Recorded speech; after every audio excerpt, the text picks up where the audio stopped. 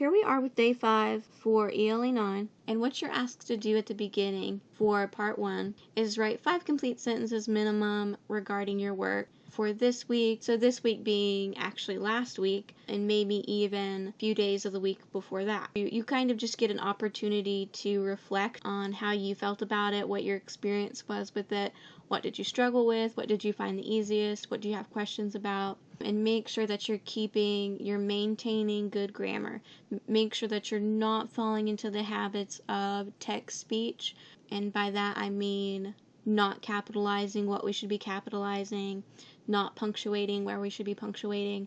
Make sure that you are checking to make sure that you are writing 5 complete sentences, and make sure that none of your sentences are redundant. So we don't want a 5th sentence to say, well, this is my reflection of my past week.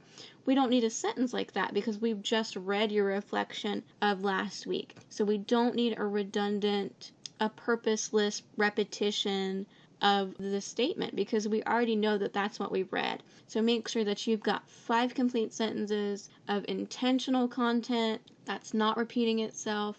And then we've got part 2, write 5 complete sentences minimum again. So these are very similar to a bell ringer, but you've got more time on your own to kind of think about what you want to write about, and then being able to go back and check your work.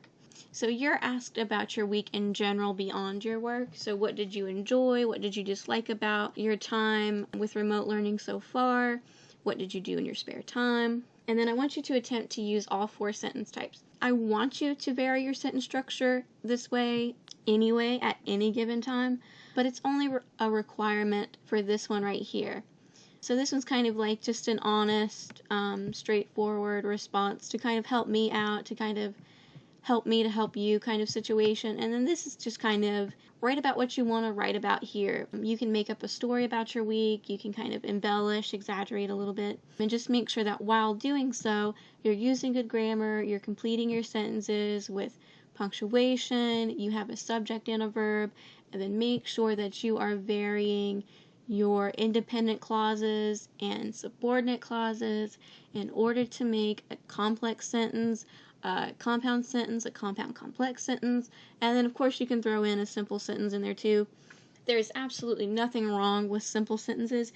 It's just that we don't want to stick to simple sentences and compound sentences. We want to vary our sentence structure so that way we can reach a good, solid, fluent academic standard. And then for part 3, you get kind of a quick introduction to theme. And so for theme, we haven't really covered it in class. We'll cover it as soon as we go back, but we need to clarify as a class that theme is a statement and not a topic. I think in the past, in middle school, students are often taught that theme is kind of a topic. So students would list themes within a work and they would say something like family, friendship, injustice, just kind of one-worded responses.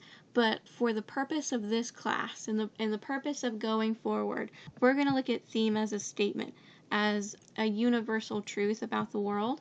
So a theme is not just a word, it's a sentence, it's a complete statement. You don't have to agree with the theme of a work to identify it. What we're worried about here is that you can identify one and then kind of explain how you know that that theme is present in a story or in a movie or in a TV show. So just a kind of a quick PowerPoint I've got here. I did not make this. This came from an ELA website. But what is theme? Theme is a life lesson, meaning a moral or a message about life or human nature that is communicated by a literary work. In other words, theme is what the story teaches readers. Theme is a universal truth. It's true about the world. It's true about everybody. And they kind of give you some examples. Money can't buy happiness. They kind of give you an oddly worded version of don't judge a book by its cover. And then they give you a lesson, a moral of the story about freedom that you could potentially get from a story.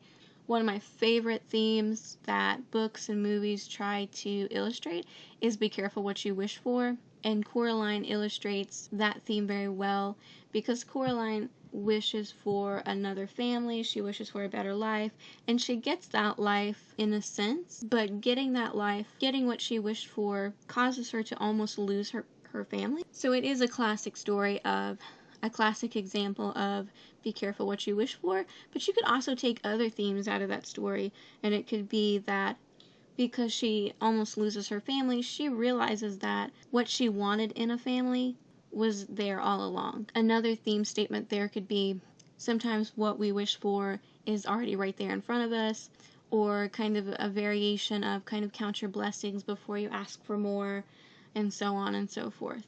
So that's theme in a nutshell. What you're asked to do here is you're asked to read an Asop Fable. A fable is just kind of a story that's created to teach a lesson or illustrate a theme, illustrate a universal truth, or a statement that's true for everybody. An Asop Fable is a fable written by the Greek fabulist Asop. So Asop was a person who wrote a bunch of cautionary tales, a bunch of stories like the ones you're about to encounter for your packet. So he would have died in about 564 BC. So you can kind of get an idea as to how old these stories are, and you can kind of note that they would have originally been in Greek. So they have been translated over time, edited over time for content to fit certain purposes. So that's what we have here. We have a fable written by Aesop. We have an Aesop fable. So instead of giving you the answers to your homework, I would much rather go over an example of what you're going to do. So this packet right here, this worksheet, we're going to use at least parts of it in class to kind of reiterate this lesson, to kind of really open up a discussion about what we're doing. But what it says here at the top, it says, in Aesop's Fables, which is what you're given in your packet, the moral of the story, or the theme, is written in the last line. In the following fables, the last line or theme has been removed, and then it says, I have also made some slight changes to the originals. So this has been edited to fit a certain purpose. I did not write this. This is somebody else's creation. This is somebody else's compilation of Aesop's Fables into a worksheet. But nonetheless, they say determine the moral or theme of these fables and explain your interpretations. So, as always, you're asked a question, you're asked to do something, and then you have to explain why you're responding the way that you're responding. It's a situation of, do you understand your answer? Do you know why you are answering in the way that you are answering? So the first one that they give you is very similar to what you're given in your packet. You can see that even the size of the paragraph is quite the same, or quite similar. They give you the ant and the grasshopper, one of the most common Aesop fables that there is out there. In a field one summer's day, a grasshopper was hopping about, chirping and singing to its heart's content. An ant passed by, bearing along with great toil an ear of corn he was taking to the nest. Why not come and chat with me, said the grasshopper, instead of toiling and moiling in that way? I am helping to lay up food for the winter, said the ant, and recommend you do the same. Why bother about winter, said the grasshopper. We have plenty of food at present. But the ant went on its way and continued its toil. When the winter came, the grasshopper had no food and found itself dying of hunger. While it saw the ants distributing everyday corn and grain from the stores they had collected in the summer. Then the grasshopper knew. So originally there would have been a theme statement right here, but the creator of this worksheet took it away or marked it out, so that way you could kind of come up with your own theme statement. Every group of students has always come up with kind of the same response for this one, that it's illustrating do not procrastinate, would be what the grasshopper learned, and then they would explain they know that because they know that the grasshopper learned to not procrastinate, and you would just write a full sentence that belongs to you. So you're not completing this sentence, you're writing your own sentence from start to finish. Because the grasshopper procrastinated, comma, the grasshopper starved to death when winter came, while the ant thrived from his hard work in the past, from his hard work in planning ahead. Not everybody's answer is going to be the same for this. So it's not a situation of everybody's answer should be the same because there's only one answer. Oftentimes you'll find in literary works that there's going to be multiple theme statements, just like there could be in Coraline. Just like Coraline could be about be careful what you wish for. It could also be about counting your blessings before you ask for more, or kind of seeing what's right in front of you already and not asking for more. You don't have to write the grasshopper learns to not procrastinate. You could write out the grasshopper learned working hard today can mean success in the future. Working hard today could mean thriving in the future. Working hard today could mean surviving even in the future. Or it could say we need to focus on planning ahead and not just today alone in order to succeed or in order to thrive. And then you would explain how does your answer relate to the story, because the grasshopper did not plan ahead, because the grasshopper was not worried about the future. He did not work for the future, therefore he had no resources in the future, or something like that. It doesn't have to be that level of cold and clinical. You could flip it backwards too, because the ant planned ahead. The ant was successful while the grasshopper did not plan ahead and he was not successful. Is kind of what you're getting at here. So you're not necessarily all going to have the same response here, and you definitely should not have it worded exactly the same way as I'm looking at these responses, because we're all going to interpret it just a little bit differently.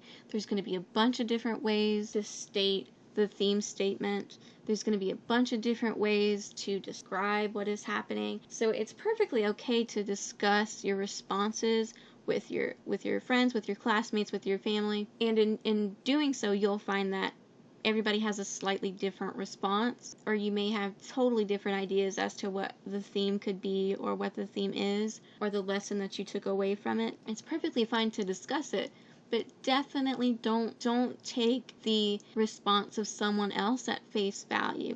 This is a situation of why do you think what you think based on the text in front of you.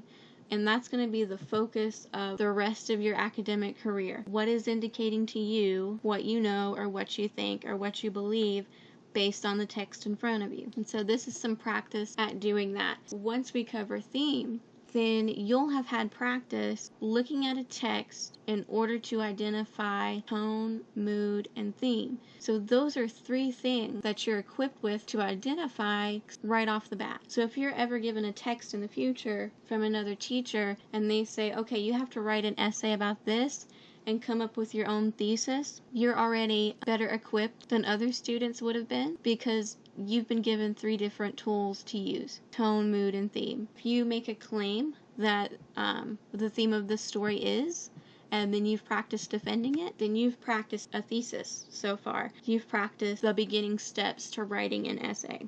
But you don't have to worry about that right now. That's kind of just a note for looking forward. Once you have identified 2 themes, the one about the fly and the bald man, and the one about the donkey, the fox, and the lion, then you're done for day 5.